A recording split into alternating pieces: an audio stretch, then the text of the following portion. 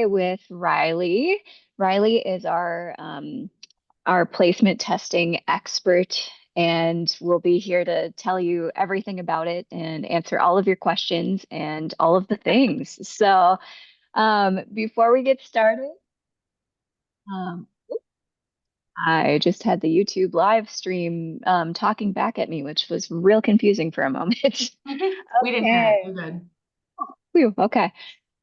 So anyway, if everybody wants to post in the chat here, it should be enabled, and you can go ahead and let us know who you are and where you're If you can tuning in hear from. us. Yes, if you can hear us, that would be great to know.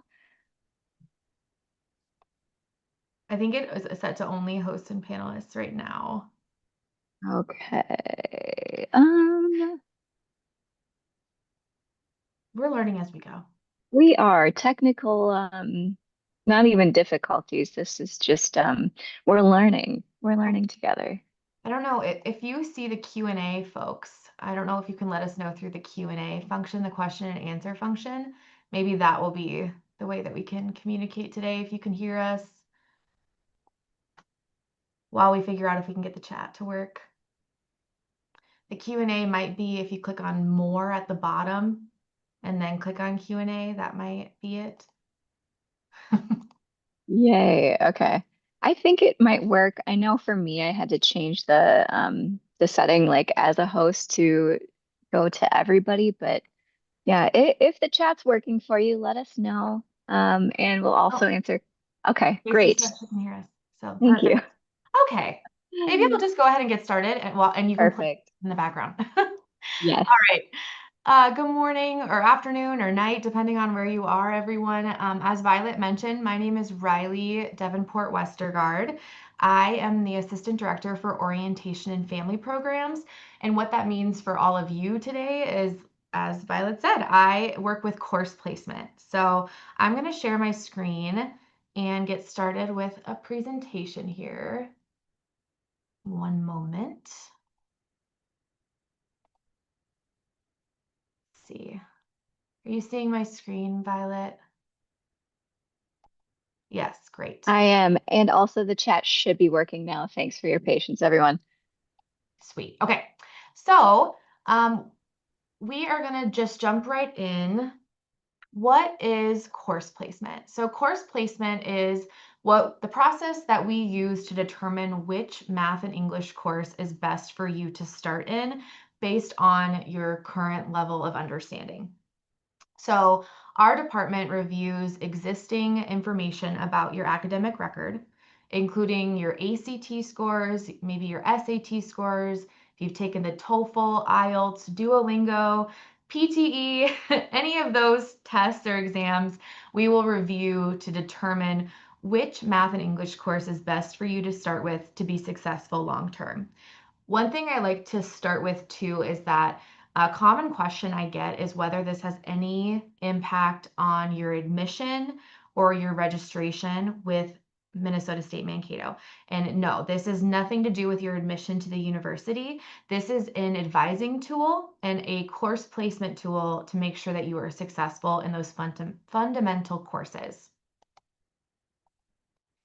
So how does course placement impact you? It is kind of a big topic that is kind of hard to summarize.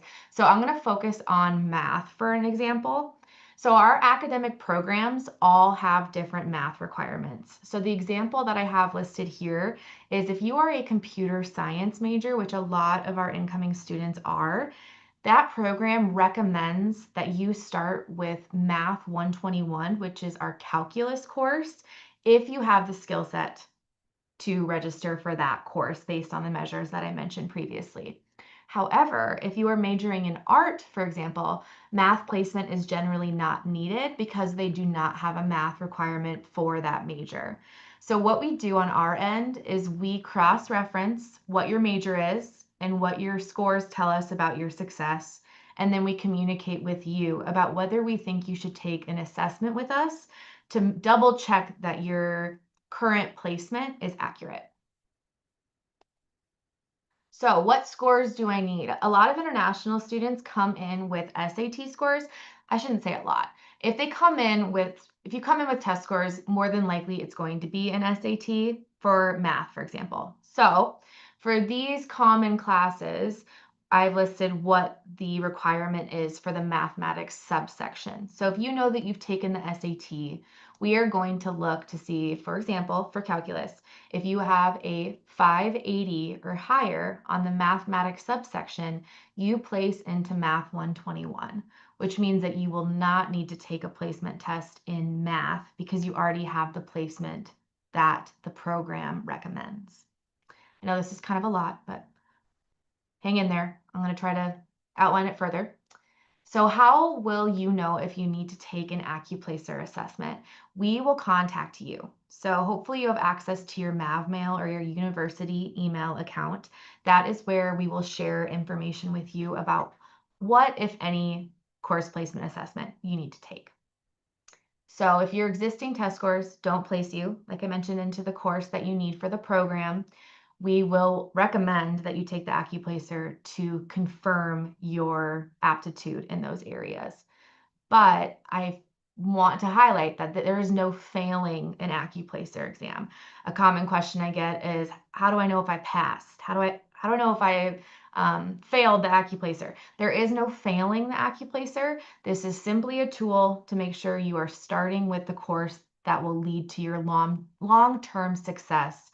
We do not want you starting in a higher level course than what you're prepared for, and then have you fail that course and then prolong your path to graduation. So this is simply a tool to help with that process. And then how do you take an AccuPlacer assessment? So taking the AccuPlacer, when applicable, again, we'll let you know if it's applicable, is part of your in-person orientation process. When you check in for orientation in August, you will be directed by Violet and her team and the Kearney International Center where and when to take that assessment, one of your first days that you are going through the orientation process. So we have walk-in testing, which means no appointment necessary, on Monday, Tuesday, and Wednesday of your orientation week from 10 a.m. to 1 p.m., or you can just stop down and get that taken care of when it works for you and your schedule in that time frame. So you'll do that in person when you arrive in August. How should you prepare for the AccuPlacer? So we do have study materials that are available on the AccuPlacer website, and we will share that in the email that we send to you if an AccuPlacer is necessary. However, we really want it to be accurate to your skills without too much stress. So studying for the AccuPlacer is completely optional. We actually sometimes say you don't need to study. We want to make sure that when you are in that first class that it comes somewhat naturally to you, obviously with a little bit of help from instruction, but we don't want this to be a source of stress. So whatever you would like to do to prepare based on your situation is great. The AccuPlacer can be attempted twice total. So you'll take it at least for the first time, that first week if it's necessary, and then you can take it a second time within 24 hours, but we do recommend that you wait 2 weeks before retesting or accept your original result and register for the class that you currently place into. The AccuPlacer is not available during the first week of classes. We do not have computer space for it because classes have started. So make sure that you are taking that assessment if it's applicable to you during your orientation process, because you will not be able to take it that first week of classes, which also highlights what Kearney International Center has been sharing, that arriving on time, arrive by the 16th, I'm pretty sure it's on the screen right here, is incredibly important, not just for AccuPlacer, but for all of the other business items that you need to take care of. So make sure you make note of that. If you do have course placement questions prior to the start of classes, you can call us or email us. Probably the easiest way is through email. So if you email courseplacement@mnsu.edu, me or one of my teammates will be able to respond to you and give you information on your specific situation. So now is a good time. If you have some general questions, you can ask those. But if you do have questions that you would like to ask offline and directly to me, totally understand. I will put that in the chat for all of you. All right, Violet, that's what I got. What did I miss? We had one question on YouTube that just said, sorry for interrupting. Is that for undergraduate? Oh, that is a great question. Yes, this is for undergraduate students. Graduate students do not need to take the AccuPlacer. You can talk to either Kearney International Center or the Graduate Studies Office if you have questions about registering for courses. And that's all we have for questions so far. Okay. Um, Feel free, anybody, if you have questions here.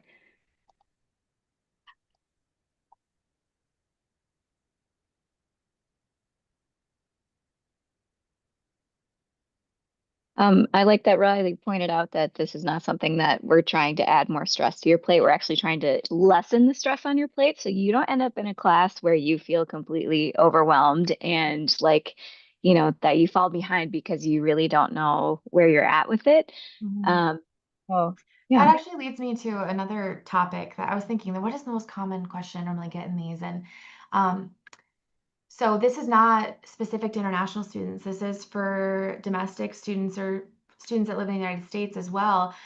A lot of people will say, well, I took calculus in high school. Why do I not place into calculus in college? And that high school calculus is not always the same as college calculus. So even for our students that did all of their schooling in the United States, we still have to look at test scores and other methods for placement because the content can be so different. It can be taught a different way. It can be more specific to your program. It might be different than what you're used to. So a common question is, well, I took high school calculus. Can I just register for calculus? We do have to use our course placement policies, which don't include high school class taking. Thank you for reminding me of that. Yeah, thank you for clarifying that. Any other questions, everybody? How are we feeling about the school year starting in just, what would that be, like five, Yeah, a little six over a weeks? month. Yeah, Yeah, I can't believe it. I can't believe it's July. I'm still I in know. denial about that. I know. We're excited to have all of you join us. I know this is Yeah. the most fun part of the process, but you'll have a lot of fun doing other things. Yeah. Yeah, believe it or not, orientation is actually pretty fun. Yes. I don't know how I got stuck with doing the least fun part, but You bring an element of fun to the least fun part, and we hey. appreciate that. Oh, thank you. Great. All right. And I think some of this information, like I kind of mentioned, is very specific to your own situation. So please don't hesitate to reach out to me directly at that course placement at mnsu.edu email address, and I can help with your specific questions.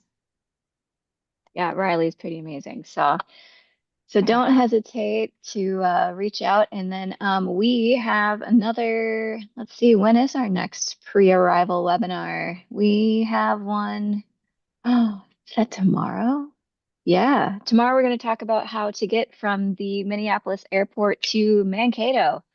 So yeah, Important. exciting stuff. Hopefully we see you all tomorrow. Let's see, 1 hour later tomorrow than it was today. And yeah, thank you, Riley, so Thank much you. for sharing all that information with us. And we'll see everybody soon. Thank you.